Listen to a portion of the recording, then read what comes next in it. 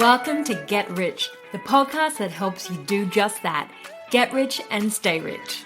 Hey, I'm Molly Benjamin. I'm the founder of Ladies Finance Club, one of Australia's largest financial education platforms for women.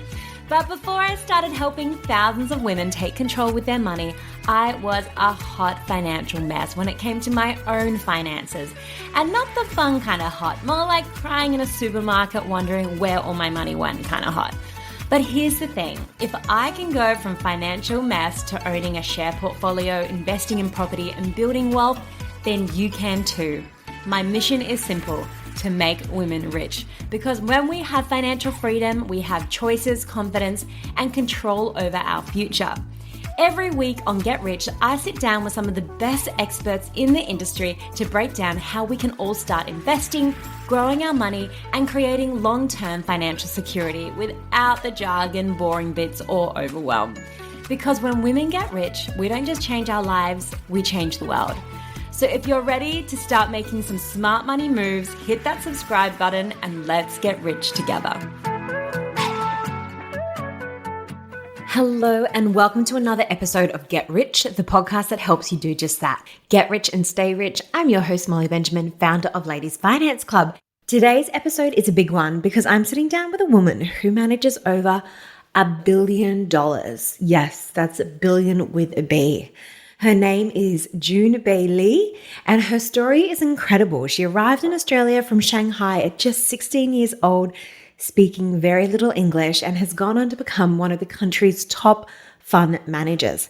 So in this episode, she breaks down investing in a really practical way, what fund managers actually do, and what can we actually learn from someone who manages $1 billion. So we talk about wealth, confidence, managing pressures, and why women are naturally brilliant investors. And like always, if you're enjoying this episode, please hit that subscribe button. It is the best way to say thank you. All right, let's get into it. Thank you so much for having me. And it is me who's very, very excited for this chat. Awesome. So I thought we'd just start with introducing the audience to what you actually do as a fund manager. What is a fund manager?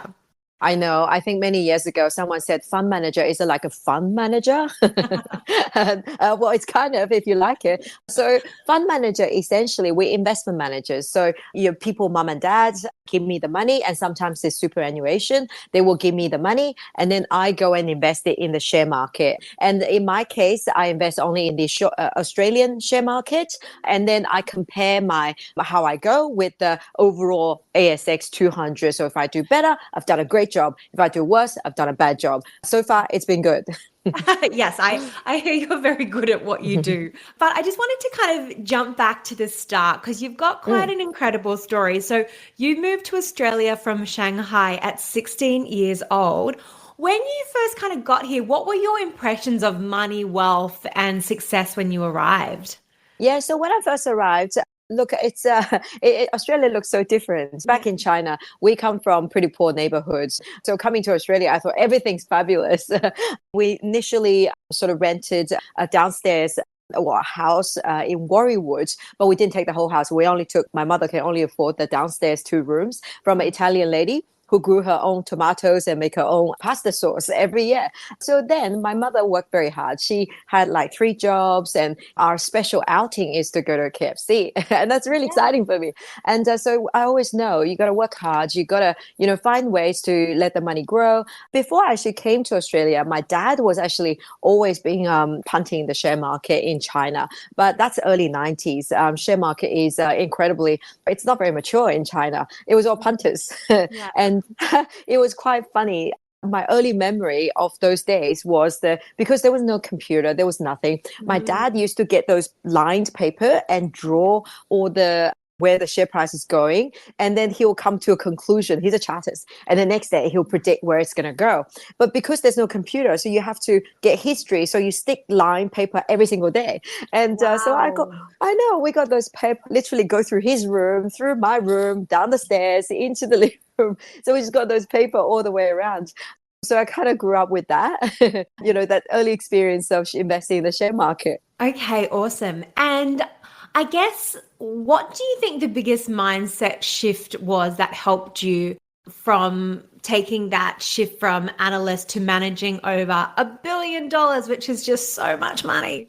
Yeah, look, I think the mindset shift, there's always something about me that you want to see what's possible. You want to push, right? So coming to Australia, learning the language, it's almost like, okay, push the new boundaries to see what it's Yeah. like. And then you go to university, we learn the business and go, okay, that's very interesting. And then as an analyst, you learn a little bit about every company. It's incredible. It's like treasure hunting, finding those, oh, I found the first, and then, I make money. So it's very exciting. So I know I enjoy what I do. So obviously the next step is that I know a lot of people stops at analysts and they just want to be analyzing, finding the company, that's it.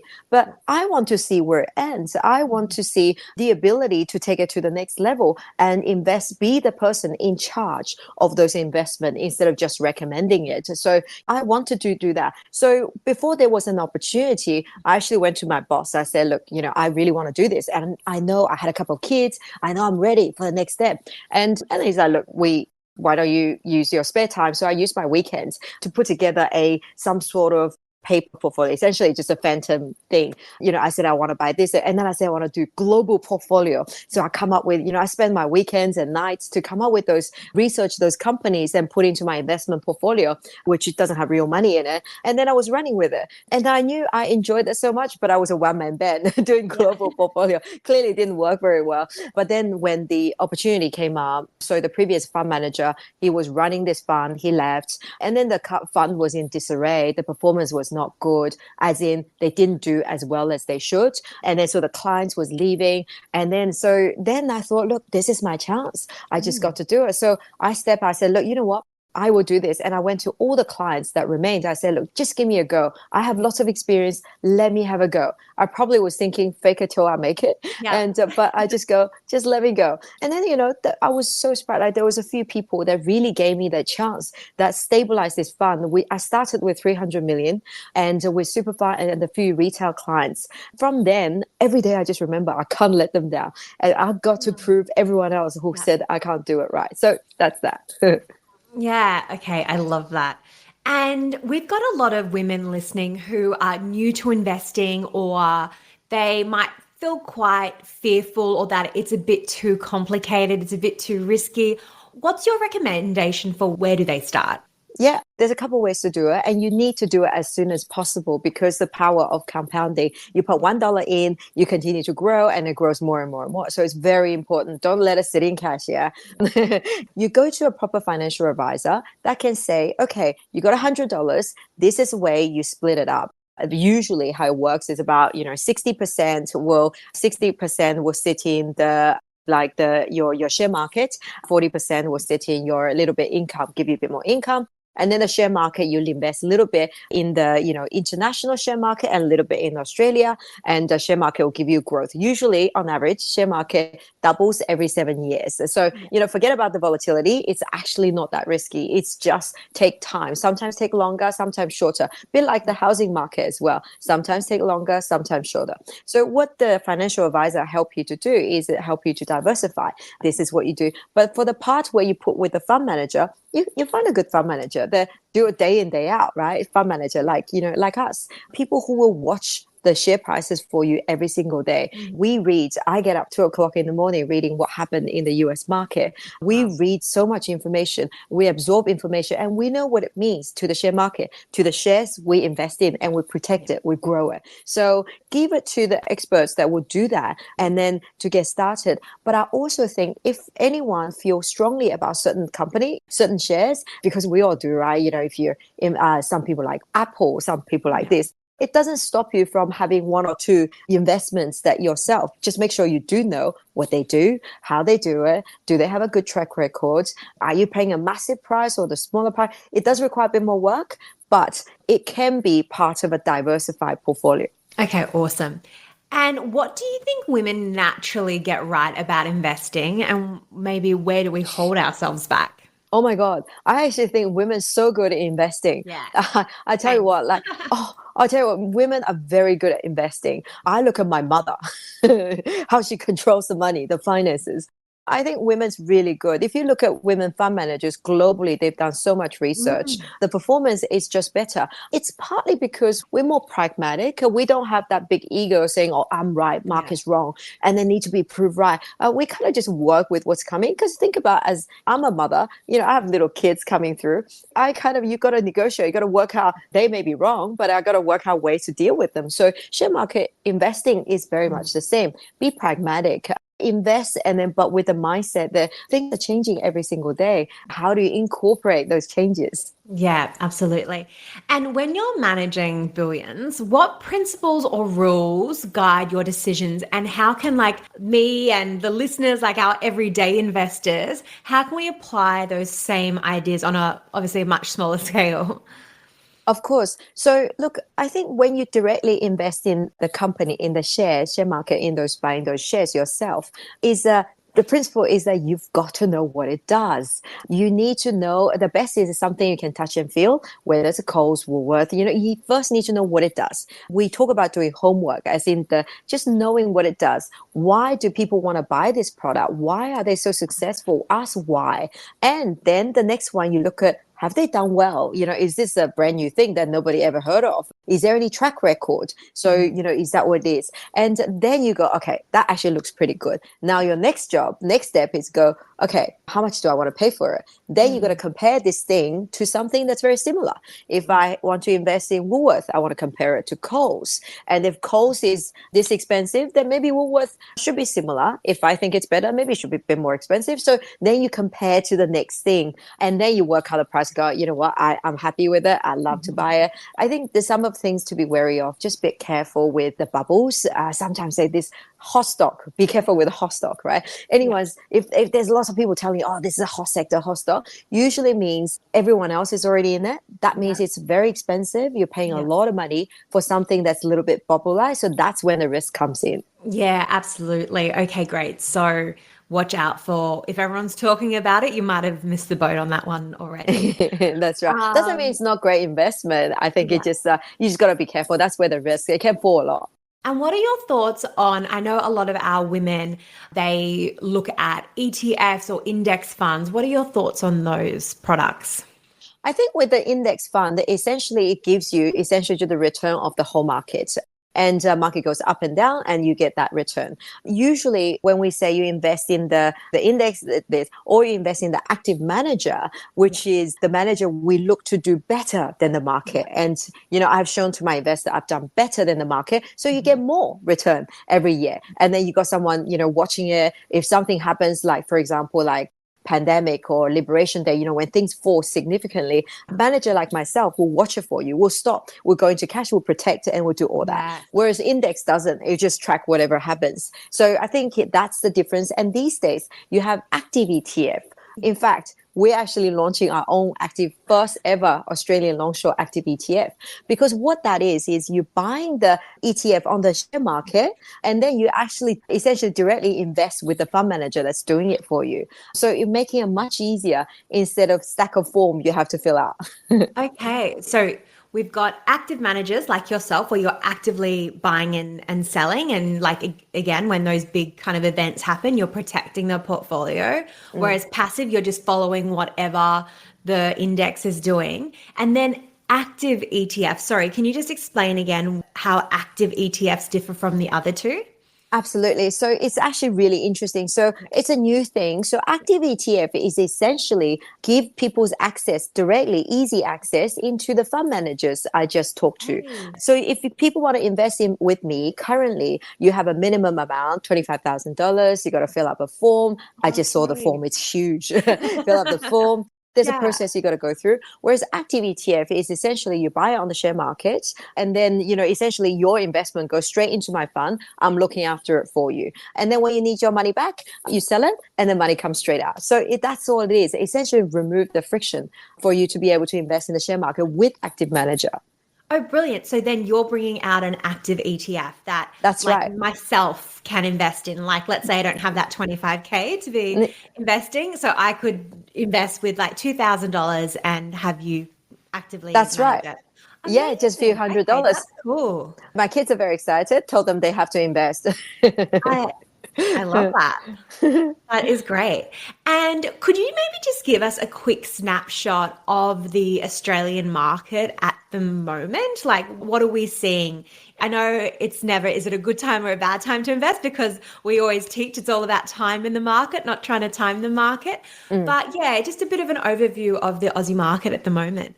Sure. Aussie market actually looks very attractive at the moment. The US market has been hitting all-time high every single day, or well, often more recently. Australian market has been in this holding pattern. We haven't really gone anywhere. Our market is not expensive when we compare to the likes of, your NASDAQ and others. And our company is actually doing pretty well. Now, there is an interest rate decision coming next month, whether there's a 50-50, whether it will be cut or not. If there is a cut on Melbourne Cup Day, it will put a rocket under the share market. But if it doesn't, we know there will be a rate cut coming in early next year. So still, share market is looking pretty attractive. So company doing well, more interest rate will support the share market direction. And one other thing I should mention is that our market, there's a lot of money, cash sitting on the sideline waiting to get in. And so now we're seeing a lot of deals, as in like new IPOs, new companies listing. We got mergers, like activity company buying companies.